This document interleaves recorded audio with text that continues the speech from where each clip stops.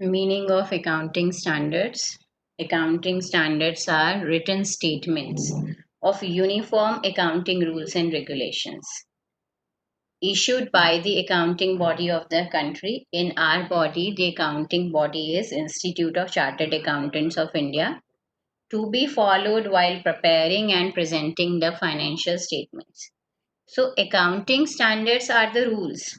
These rules and guidelines are given to whom? These rules and guidelines are given to CAs. And given by whom? Given by the accounting body of that country. In India, by ICI. And why they are giving these rules and regulations to the CAs? They are giving these rules and regulations to the CAs so that the accounting which we are doing, they are uniform throughout the India, that the same methods are used throughout the India. Why we want the same methods to be used throughout the India? Because we want that everyone is making the accounts with the same method, so that everyone can understand the accounts, everyone can use the accounts, everyone can compare the accounts. Right? Now coming to the nature and objectives of accounting standards, which will be coming from meaning only. Nature and objectives of accounting standards. The first nature is giving is, the first point is they are guidelines. They are guidelines which are given to the professionals, accounting professionals, CAs, or people who do ICWA. So to the accounting professionals, they give the guidelines so that it can be so as to enhance the reliability of financial statement, so that the accounting statements are uniform and they can be compared. Same point is covered in the second point. In the second point, they are saying the basic objective of accounting standards is to bring uniformity so that the accounts are similar, the same methods are used so that they can be compared, intra firm comparison can be done, and intra firm comparison can be done.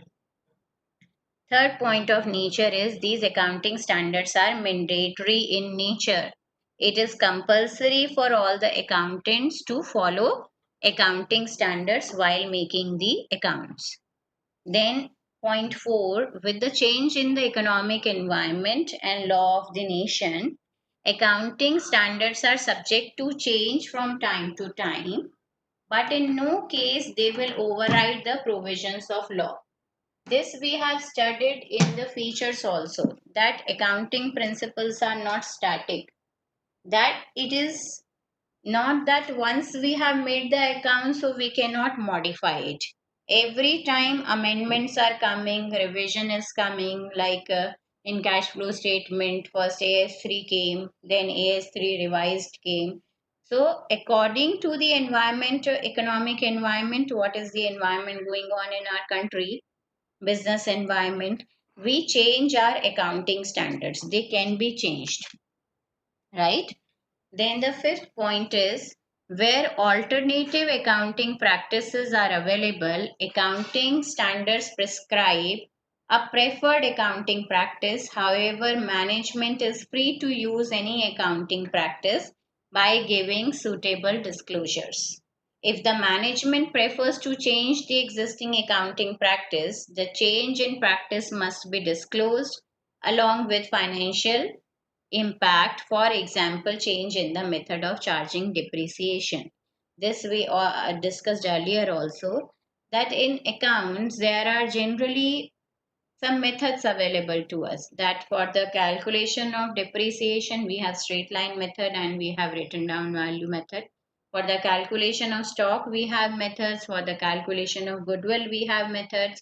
So when we are making accounts, alternatives are available to us. It is the choice of the accountant which method he is choosing, and according to the consistency principle, consistency concept, he cannot keep on changing the method again and again. He need to follow one method consistently, and if he wants to change a method, he needs to give a note, he needs to give a valid reason why he wants to change that particular method. So that was the nature and objectives of accounting standards. Now coming to utility of accounting standards. Accounting standards are very important. Accounting standards provide accounting rule and guidelines for the preparation of financial statements. The rules and guidelines are given to the CAs only on the basis of those rules and guidelines they prepare the financial statement. Then second point is they ensure consistency and uniformity. That consistently you are following the same method and your rules, whatever accounts you are making, those accounts are uniform. Same. That same method every CA is following. So every professional accountant is following the same method. So they ensure consistency and uniformity in the financial statements. It is not like that I consider depreciation as expense and some other accountant is considering depreciation as something else. That an item I'm considering is revenue and the other person is considering that item as loss. This cannot be done because rules are given to us, rules of debit and credit are given to us, accounting standards are given to us. Only on the basis of those accounting standards, accounts can be maintained. That is why I told you that there is a difference between bookkeeping and accounting. Bookkeeping can be done by a person who has just uh, just a slight knowledge of accounts. But accounting is done by professionals, those who have studied accounting standards in detail. That is why we say that whenever we need to do bookkeeping, just the data entry kind of work, that can even be done by any person. Like in earlier times, Munim used to come and Munim used to make the accounts. Okay.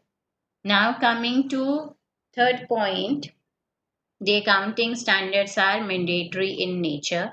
They are compulsory for every accountant to follow. So it is not the choice of, it does not depend on the choice of someone that I like accounting standards, so I'm following it. I dislike accounting standards, so I'm not following them. Accounting standards are mandatory in nature, they are compulsory in nature, they must be followed while preparing the accounts. This enhances the reliability, this enhances the trust on the accounts. Then the fourth point is the mandatory nature of accounting standards ensure complete disclosure of accounting policies and practices. Thus, the reliability of financial statements is further enhanced. Next topic is accounting standards issued by the Institute of Chartered Accountants of India. These are all the accounting standards which has been issued by the accounting body of our country. All these accounting standards are given in the book.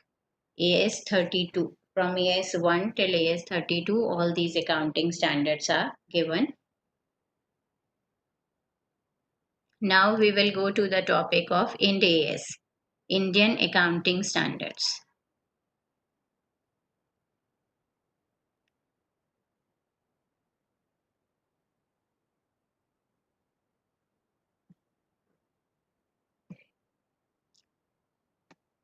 Any questions from accounting standards?